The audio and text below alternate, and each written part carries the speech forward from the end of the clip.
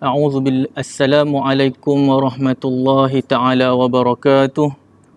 A'udzu billahi minasyaitonir rajim. Bismillahirrahmanirrahim.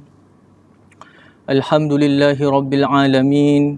Wassalatu wassalamu ala asyrafil anbiya'i wal mursalin sayyidina Muhammadin wa ala alihi wa sahbihi ajma'in. قال سبحانك لا علم لنا إلا ما علمتنا إنك أنت العليم الحكيم قال رب اشرح لي صدري ويسر لي أمري واحلل عقدة من لساني يفقه قولي. Alhamdulillah, muslimin muslimat sidang penonton yang dirahmati Allah sekalian, bersyukur kita kehadrat Allah Subhanahu wa taala, Tuhan yang mentadbir sekalian alam ini dengan limpah dan kurnianya serta izin daripadanya. Maka di kesempatan ini Allah Subhanahu wa taala masih lagi memberikan kelapangan untuk kita sama-sama berada di dalam kuliah laman ilmu ini. Walaupun kuliah ini secara online ataupun hanya di dalam talian. Jadi insya-Allah kita akan meneruskan pengajian kita berkenaan dengan hadis-hadis Nabi sallallahu alaihi wasallam. Di dalam sebuah hadis daripada Abi Hurairah radhiyallahu anhu, daripada Nabi sallallahu alaihi wasallam bersabda, Nabi kata di antara dua tiupan sangkakala ada 40.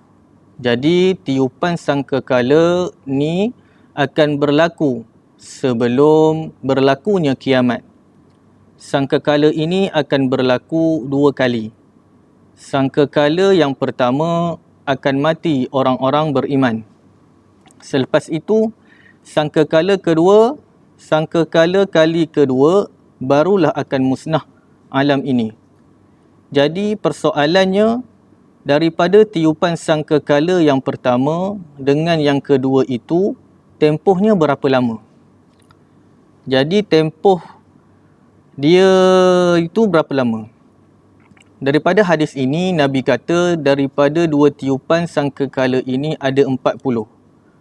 Apa yang 40? Bila mana Abu Hurairah radhiyallahu anhu menceritakan benda ini kepada sahabat-sahabat, Abu Hurairah kata, aku pernah dengar daripada Nabi sallallahu alaihi wasallam, Nabi bagi tahu daripada dua tiupan sangkakala ini ada 40. Jadi bila mana sahabat yang dengar cerita daripada Abu Hurairah ini, mereka bertanya, adakah 40 itu maksudnya 40 hari? Adakah jarak masa daripada sangkakala yang pertama dengan sangkakala yang kedua itu jarak masanya 40 hari? Jadi Abu Hurairah kata, itu aku tak pasti. Lepas tu sahabat tanya lagi, adakah jarak daripada sangkakala pertama dengan yang kedua itu, adakah dia 40 tahun? Abu Hurairah kata, yang itu aku tak tahu. Sahabat terus tanya lagi, adakah jarak dia 40 bulan? Jadi kesemua soalan sahabat itu tadi, semuanya Abu Hurairah jawab tak pasti. Itu aku tak tahu. Cuma yang aku dengar, yang Nabi bagi tahu macam ni. Bila mana sangkakala yang kedua ditiupkan, manusia semuanya binasa. Dan hancur binasa manusia ini sehinggalah habis hancur luluh badan manusia ini, melainkan ada satu tulang ini, iaitu tulang yang berada di bawah sekali, iaitu tulang belakang manusia itu turun sampai bawah sekali, yang hujung tu yang dekat dengan punggung tu. Jadi Nabi kata tulang itulah yang takkan hancur dan tak binasa, kecuali tulang itu je yang tak rosak. Dan Nabi kata bermula dari tulang itulah Allah Ta'ala membina semula manusia untuk hidup di mahsyar nanti. Kemudian Allah turunkan air daripada langit. Jadi bila air itu kena saja pada tulang yang kecil itu tadi, maka dengan itu tumbuhlah semula tumbuh manusia itu dengan tumbuh yang sempurna. Seperti mana tumbuhnya sayur bila kena air hujan. Jadi muslimin, muslimat yang dirahmati Allah sekalian, jadi bila kita tengok renung pada hadis ini, apa yang boleh kita faham, kita akan rasa takut. Takut sebab apa? Segala benda yang kita buat ini, percakapan kita ini dan apa yang kita ucap di atas dunia ini, semuanya akan dibentangkan semula di akhirat nanti. Adalah untuk tujuan dihisap, untuk tujuan balasan dengan apa yang kita dah lakukan. Dalam sebuah hadis lain daripada Abu Sa'id Al-Khudri radhiyallahu anhu, Nabi SAW bersabda, ada satu hari ini Nabi kata di depan sahabat, Nabi kata yang dunia ini, yang kita kata dunia ini dia manis, dunia ini dia menarik, dia cukup menarik. Nabi kata kena jaga-jaga. Allah melantik kamu sebagai khalifah, di atas muka bumi ini. Jadi kita yang ada di dunia ini, kita ni adalah khalifah. Kita ni menjadi pengganti di dunia ini untuk mentadbir apa yang ada atas kita. Jadi sebagai khalifah ini, pada dia ada amanah. Pada dia ada amanah yang apa yang Allah bagi pada kita, itu menjadi amanah. Amanah ini mesti kena tunai. Nabi SAW kata, kena jaga-jaga dengan benda ni. Maka Allah akan tengok apa yang kamu semua buat. Allah akan tengok apa yang kamu semua buat. Allah itu maha melihat. Allah bagi macam-macam pada kita. Dengan apa yang kita ada hari ini, semuanya Allah akan lihat. Kerana Allah maha melihat. Jadi semua benda yang Allah bagi pada kita ini, itu amanah. Allah melihat sama ada kita tunai ataupun tidak. Nabi SAW kata, aku nak pesan, hati-hatilah kamu dengan dunia dan hati-hatilah kamu dengan wanita. Kerana salah satu yang buat kebanyakan orang yang rosak ini ialah wanita. Sama ada wanita itu adalah mak, Allah bagi pada kita mak, kita derhaka kepada dia.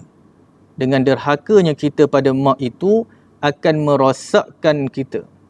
Kalau kita ada isteri, ada anak perempuan, jadi macam mana kita jaga dia? Macam mana kita didik dia? Sejauh mana kawalan kita pada dia? Maka inilah yang Nabi SAW pesan pada kita. Hati-hatilah kamu dengan wanita. Nabi SAW kata, satu kumpulan Bani Israel, satu kumpulan yang besar, yang mana mereka ini disebut banyak kali di dalam Al-Quran. Yang mula-mula binasa Bani Israel dengan kerana seorang wanita. Muslimin, muslimat yang dirahmati Allah sekalian, jadi insya-Allah kita masuk pada bab bermulanya pensyariatan azan. Bab bermulanya pensyariatan azan, yang mana menceritakan mula-mula disyariatkan azan. Maka ketahuilah saudara-saudaraku, adalah makna azan itu pada syarak ialah untuk memberitahu yang mana telah masuknya waktu sembahyang dengan beberapa lafaz yang tertentu atas wajah yang khusus, dan dia telah sabit dengan kitab, yakni selari dengan nas Al-Quran dan hadis Nabi SAW. Bila mana dia masuk dalam ibadat, dia mesti ada nas. Sama ada nas itu Al-Quran atau nas itu daripada Nabi SAW, itu menjadi ibadat. Dia mesti ada nas. Kita tak boleh buat sesuatu ibadat itu tanpa nas. Ibadat dia mesti begitu. Okey, baik. Jadi bila perkara itu berkaitan dengan sembahyang, berkaitan dengan ibadah yang khusus, dia mesti kena ada nas. Sama ada daripada Al-Quran ataupun hadis Nabi SAW. maka nas daripada Al-Quran itu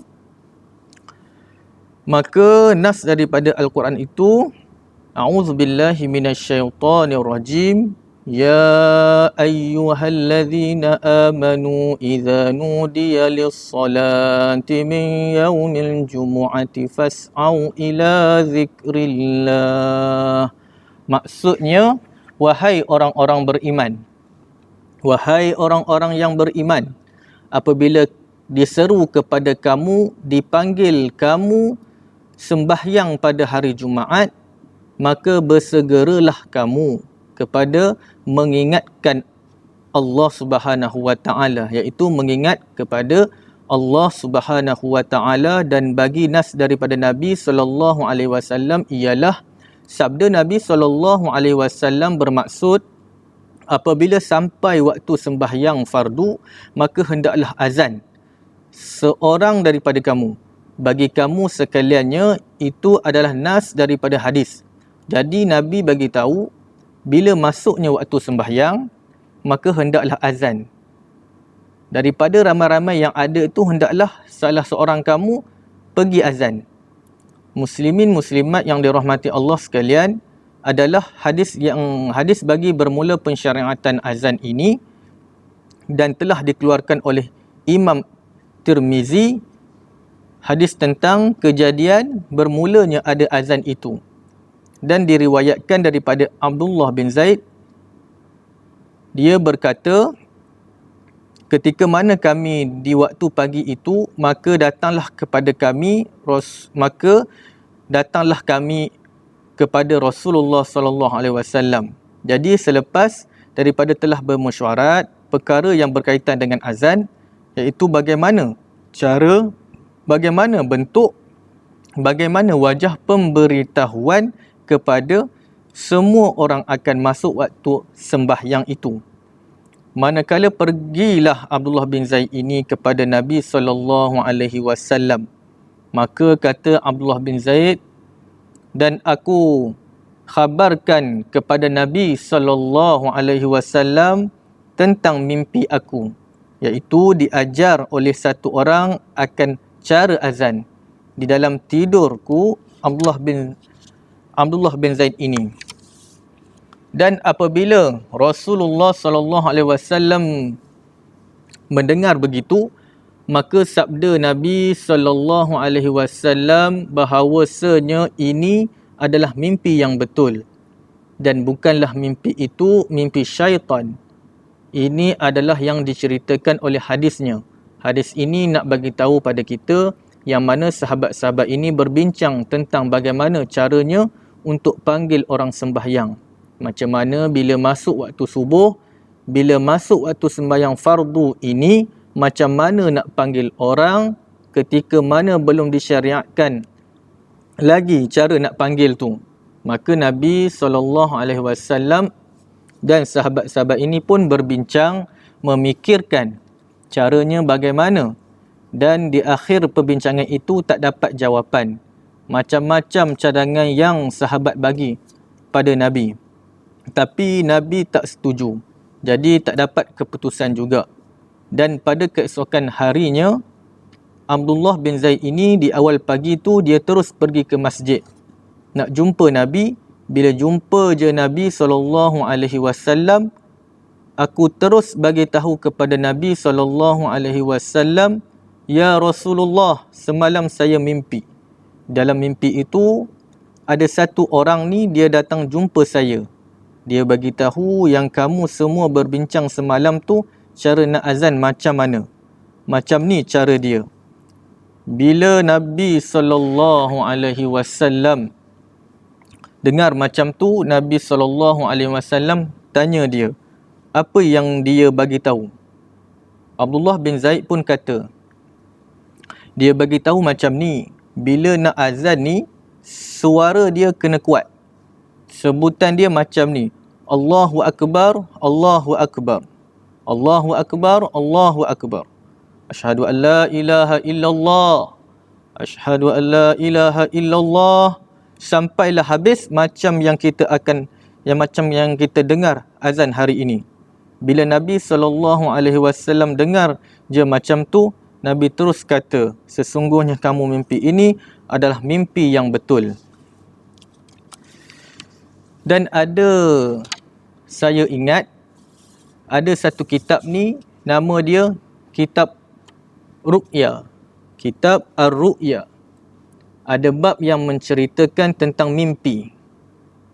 Secara ringkasnya, mimpi ini ada 3.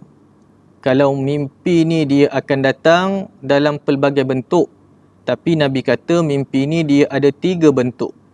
Yang pertama, mimpi daripada Allah Subhanahu Wa Taala, dan mimpi ini adalah bagi orang-orang soleh. Mimpi para nabi dan juga mimpi bagi orang-orang soleh. Mimpi bagi orang-orang yang macam ni, Nabi kata mimpi yang benar. Yang kedua, Nabi kata mimpi mainan tidur.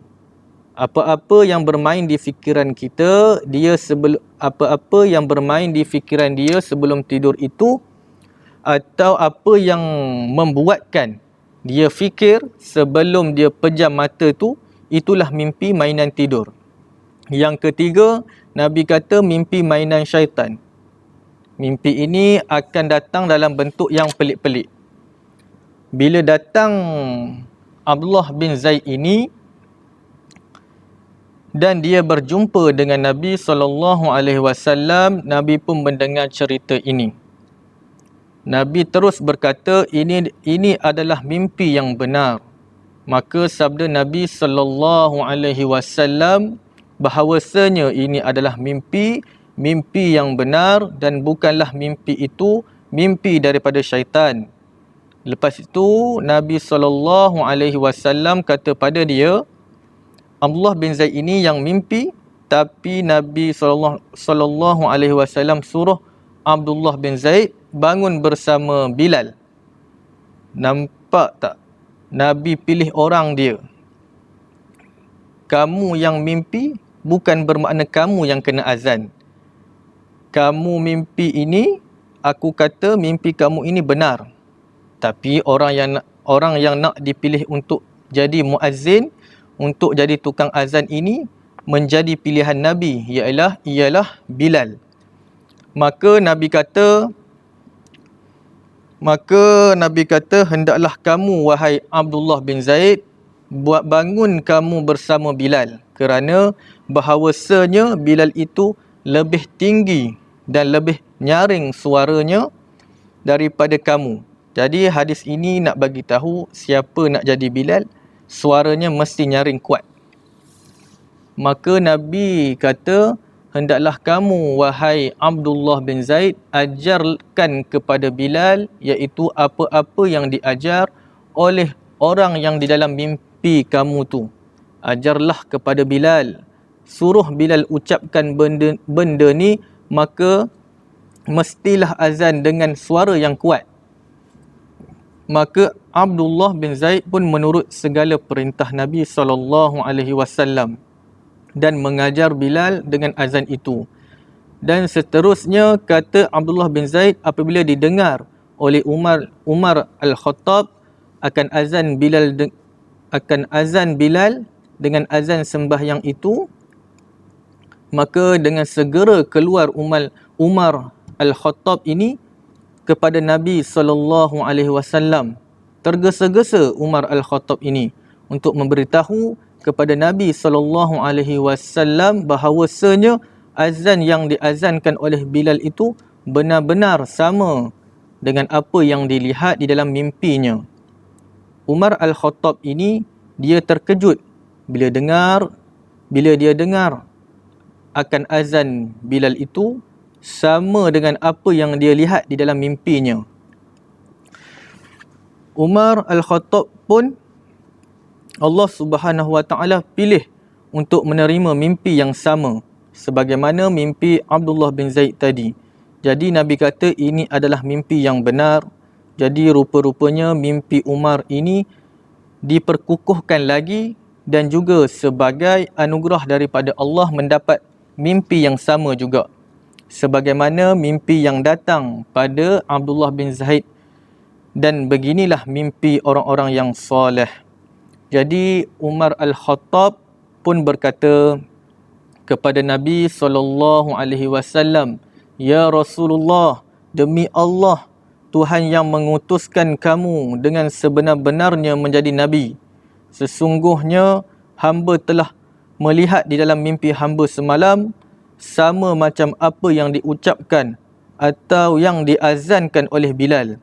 Jadi apabila didengar oleh Nabi SAW akan perkataan Umar itu, maka sabda Nabi SAW, "Alhamdulillah," dan Nabi terus membuat satu kesimpulan, oleh sebab dua orang yang mimpi ini, dan dua orang inilah orang-orang yang hebat. Pastilah mimpi ini mimpi yang benar. Muslimin muslimat yang dirahmati Allah sekalian, maka inilah azan yang kita nak guna sebagai yang nak menunjukkan masuknya waktu sembahyang dan juga untuk panggil orang sembahyang. Dan adalah musyawarah Nabi SAW dengan sahabat-sahabat dalam nak mengadakan waktu sembahyang. Jadi untuk membuat dalam menentukan masuk waktu sembahyang itu, Nabi sendiri pun mesyuarat dalam nak membuat keputusan. Kalau Nabi SAW sendiri pun panggil orang, dengar pendapat orang, nak buat keputusan, ni kan pula kita. Bolehkah kita buat keputusan seorang-seorang? Tak boleh. Dia kena ada satu syura, kena ada satu kumpulan orang yang dipercayai. Duduk sama-sama berbincang, lontarkan pandangan dan sebagainya. Baru buat keputusan secara sepakat ramai-ramai. Kerana perintah untuk buat syura ini adalah perintah daripada Allah Subhanahu Wa Taala dalam Al-Quran. Dan adalah Nabi SAW dalam nak menentukan cara nak panggil orang datang sembahyang di masjid, Nabi buat mesyuarat. Dan diriwayatkan daripada Ibnu Umar, dia berkata adalah sekalian orang-orang Islam di Mekah datang berpindah semua ke Madinah. Jadi semasa Nabi SAW tinggal di Mekah, walaupun Nabi SAW lama dah tinggal di Mekah, tapi azan belum disyariatkan lagi. Dan bila dah pergi Madinah, baru bangkit cerita azan ini. Rupa-rupanya dah sampai Madinah, baru timbul cerita azan ini. Jadi Islam dah datang lama dah. 12-13 tahun dah datang Islam ini. Tapi bila sampai Madinah, baru timbul isu azan ini. Jadi dia nak kena ada satu kaedah atau cara macam mana untuk kita bagi tahu orang yang waktu sembahyang ini dah masuk. Dan apa yang berlaku sebelum ini mereka hanya mengira-ngira atau mengagak-agak akan waktu sembahyang. Tiada yang menyeru oleh satu orang pun. Masing-masing pakai main agak je. Cuba kita bayangkan, bukan main susah lagi pada masa tu kalau tak ada satu cara untuk nak tahu masuk waktu. Tapi kita sekarang ni senang dah. Macam-macam jam ada dah. Bunyi je dah tahu masuk waktu. Dah senang dah sekarang ni. Maka pada satu hari bercakap-cakaplah sahabat-sahabat ini untuk mereka bermusyawarah bersama-sama Nabi SAW di dalam nak membuat keputusan akan sesuatu cara atau bentuk pemberitahuan masuk waktu ini. Nabi SAW ajak sahabat-sahabat berbincang supaya untuk memudahkan orang-orang nak tahu masuk waktu. Jadi di dalam perbincangan itu, sahabat-sahabat ni memberikan pelbagai pandangan dan pendapat. Ada yang kata guna loceng, guna api, guna bendera, dan bermacam-macam lagi lah pendapat yang diberikan kepada Nabi SAW. Tapi kesemuanya Nabi SAW tidak setuju, sehinggalah Allah Subhanahu Wa Taala menganugerahkan mimpi kepada Abdullah bin Zaid dan juga kepada Umar Al-Khattab. Maka Nabi kata, sesungguhnya mimpi kedua mereka ini adalah mimpi yang selari dengan yang diwahyukan oleh Allah Subhanahu Wa Taala. Jadi inilah hadis yang menceritakan perbincangan musyawarah sahabat-sahabat bersama Nabi SAW di dalam menentukan cara yang menunjukkan telah masuknya waktu sembahyang, dan juga bagaimana bentuk seruan untuk memanggil orang sembahyang di masjid. Wallahu ta'ala a'lam. Jadi insya-Allah saya rasa cukup sekadar itu dulu. Semoga Allah memberikan ruang dan kelapangan masa buat diri kita. Moga-moga Allah kekalkan petunjuk hidayah di dalam kehidupan kita, dan moga-moga Allah memberkati, memberikan kefahaman akan ilmu yang kita pelajari ini, supaya setiap amalan yang kita buat ini adalah amalan yang menepati petunjuk Allah di dalam Al-Quran dan petunjuk Nabi di dalam hadis. Mudah-mudahan Allah Subhanahu Wa Taala melindungi kita daripada segala musibah, bencana dan daripada kesesatan. Jadi saya mohon maaf atas segala kekurangan dan kesilapan saya. Pada hari ini saya sudahi dengan lafaz wabillahi taufiq wal hidayah. Wassalamualaikum warahmatullahi taala wabarakatuh.